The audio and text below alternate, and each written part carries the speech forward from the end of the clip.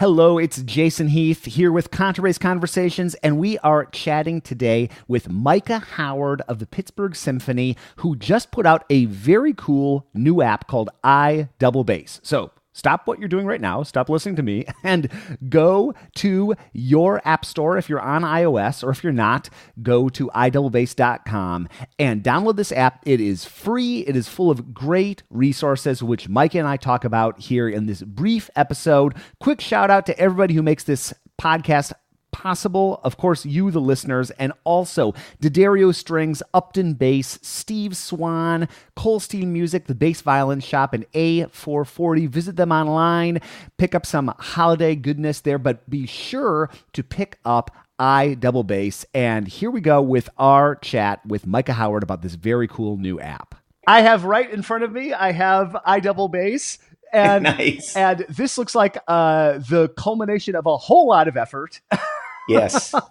So first of all, thank you for doing this. As someone who's done a couple projects sort of like vaguely like this, I know how much work this must have taken, and filming the videos and putting together the website, and it's super awesome. I've got a student coming to my place this afternoon, and we're going to pull out his iPhone and we're going to say, download iDouble and do all of this, and we won't waste the time in the lesson learning these scales and the various positions. So it's just, it's so cool. And even if people aren't on iOS, you have the website, iDoubleBass.com, and you've got so much of what's built in the app is there too. So if people are on Android or whatever, they can still access it. So just a big thank you for doing this. And then maybe let's just go through what's in here. What's in this app? Okay.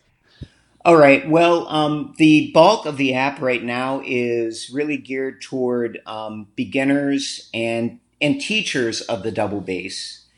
So all the videos there are 14 videos right now, and they're all in conjunction with 14 different sections on the app, which address everything from the type of equipment, what you need to have, what type of equipment you should have for good pedagogical skills.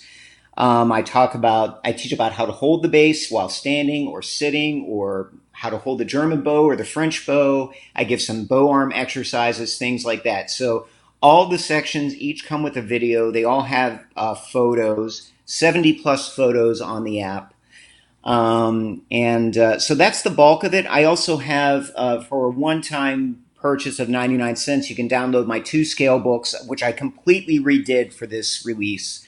I used to have 3 different scale books, 1 octave, 2 octave, and 3 octave scales. This takes you more progressively, especially if you're working with something similar to the Simandl method, where you start in half position. These books take you through half position. By the time you're done with the first scale book, it takes you to a C major scale up through thumb position. And then you move on to the second book, which is for more advanced players with 2 and 3 octave scales. So that's the bulk of it. And the way I came up with all the material really for all the beginner type things is Duquesne used to hire me when I was at the university teaching there. They used to do a workshop, and I don't know if they still do it or not, but it was a 6-hour workshop where teachers from school districts would come in, and I would teach them how to play and teach the bass in a 6-hour period. So I developed all these materials over the years teaching that. And so not only for bass players, but I see this as a resource really for string teachers who aren't really familiar with the bass. I mean, even if they play string instruments, and I know you know this, they're scared to death of the double bass. It seems like such a foreign thing to them. So I'm hoping this will help at least with some of that too.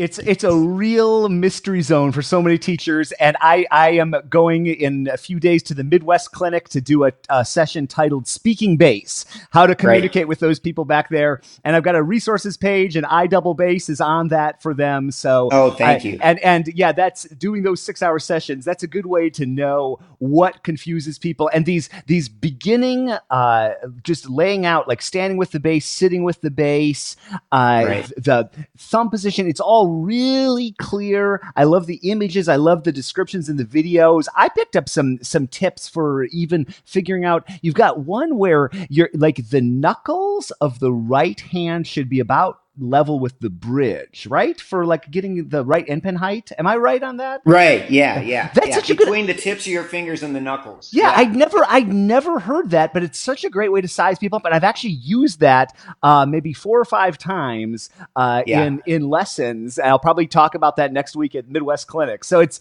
nice. yeah, and it's you got great recommendations for like so the scale books are great. I've got all and gone through those, and then you've got recommendations for further. You've got method book recommendations. You've got some solo books, and so yeah, Right. it's just talk about a comprehensive app. It's really cool. And I of course plan on building on all of this.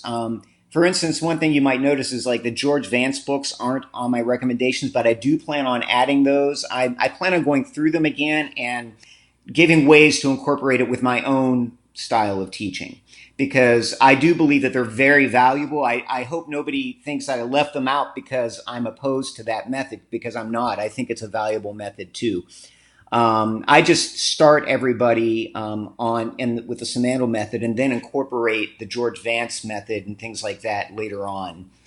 We're all trying to figure out how to make all that stuff work. Yeah. Right. Yeah. So I plan on, of course, adding more and more to this. I plan on adding my all of my excerpts, my bowings and fingerings for excerpts are going to end up on the app soon. And I also plan on having a section on practice tips and auditioning, and the great thing about what's happening in the bass world, and you're a huge part of this, is all the resources that are out there. And for instance, on Discover Double Bass, Lauren Pierce has that the whole thing on practicing, her whole course on practicing, which I think is excellent. So when I add my section on practicing, there'll be links to to Discover Bass and Modacity, which I learned about from your podcast, which I absolutely love. I have all my students who have iOS using it. And before, I used all different types of apps to do everything that's in Modacity. So I just feel like there's so much out there, and if all of us kind of like try to bring all of our ideas together, it's just a wonderful thing right now. Well, it's really exciting. Yeah, like the positive uses of technology, right? And this is a Right. prime example for that. Modacity. I will definitely let Mark Gelfo know that you've been digging the app. He'd love to Oh, hear that. we've been in touch with each other. In fact, he went into the source code of my app and checked it out to see what I was doing, to see how it was. Because I did all the coding myself, and I'm an amateur at that. And he went in and checked it out for me to see how it was all, and he made a lot of recommendations that I actually used for my final release. So, well, the next time you're in San Francisco, the three of us should get together, because Mark and I have gotten okay. together a few times. We've even gone to a co-working space and worked on our projects together. And Oh, nice. he's a great Okay. guy. Yeah, it's Yeah. really cool what's possible, and just like delivering it in an app is such a useful way. I mean, we live in a world of apps, so it makes sense. But also, I mean, it's just unifying all of these disparate elements into something like that, and then that you can continue to update is really cool. And thank you for making it free. And everybody should download 99 cents. That's 1/3 the cost of the cup of coffee in front of me. So that is, and go on the App Store and review the app. I just did that. So everybody listening, Oh, download it. If you don't have iOS, go to iDoubleBass.com, and it's super exciting, Micah. Thanks. And I got to ask, when did this idea come to you to do an app? I'm guessing a while ago. it did a while ago. And in fact, you probably know I actually had a version of this out years ago, but nothing compared to what this is. I mean, it was my first exploration into trying to code. And the story behind that is I've always been interested in coding and computers. So back in the 80s, my family didn't have much money, so I worked a paper route to buy things that I wanted to. So my first computer, I worked on my paper route a whole year, saved every penny from it, and bought my first computer, which was a TRS-80 16K color extended basic computer from Radio Shack. 16K. Can you believe that? That was all it was capable of. And I taught myself it came with 2 huge programming books for basic, and I taught myself how to do that. And so, but music really was my real love. So that really took over everything. And it's funny, a few years ago, my mom brought home a journal that I had to keep for one of my classes in middle school. And the whole journal was about how can I balance my bass practicing with my programming. And I think, 12 years old. But anyway, when I got my first Mac, after trying to be nothing against Microsoft, they're great, but I just got sick of it. So I bought a Mac, and it came with a compiler, Xcode.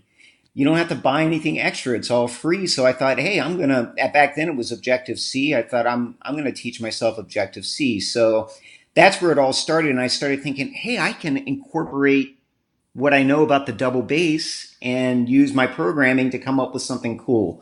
So that's really how it all happened. And for this one, they use a whole new programming language. Most iOS developers use Swift now. So I did a whole course on treehouse.com online to learn Swift, and that's how it all came about. Cool. Wow. I love that you've got a journal, describing your balancing these two. And that's awesome. I also had that computer. That was my first computer too, that TRS-80 from Radio was Shack. it? Yeah. But I never got into coding. I can't code a lick of anything. Anything I try to do on my website, I break. So I have to hire for everything in terms of that. So that's awesome that you put this together and that you coded it and built. And I just can't wait to see this develop. So thanks for doing this, and it's super exciting. Looks great on my iPad, looks great on my iPhone, looks great on the web. So very cool, and can't wait for everybody to check it out. Oh, thanks, Jason. I really appreciate it. That's it for today. Download the app, iDoubleBass.com. Go to the App Store, type in iDoubleBass. And like I said, as I was chatting with Micah, go online and review it. Let people know about this. Share it out on social media. This is the kind of thing we want to see more of in the bass world for sure. It's the sort of thing that is really exciting. Like Mike and I were talking about in terms of technology and learning and the spread of ideas, and I just love it so much. So thank you for doing this, Micah. Thank you for listening to this. Many more Contrabass Conversations episodes in the future, including our more traditional, in-depth, long-form interviews. By the way, though, Mike and I have spoken on the podcast before, so you can check out the link in the show notes for this episode, or just go to contrabassconversations.com and search for Micah Howard. We get into his career and what he's done. And, I love these round 2 episodes, though. I got to say, I love digging into a specific topic with Micah or with other great folks in the music world. And by the way, I'm going to be one of the guest artists at the 2019 Pittsburgh Double Bass Symposium, which is open to all and is happening on Saturday, March 16th. We'll have Micah there, obviously, many great folks, including Rex Serrani, who you're going to hear on the podcast soon. We're making that happen. And Jeff Turner, the new Indiana University bass professor. So many great folks. And we're going to do some sort of panel discussion there with Jeff and Micah and other folks involved in the symposium. So be sure to get that on your calendar if you're anywhere in the Pittsburgh region. I'd love to see you there. I'd love to say hi.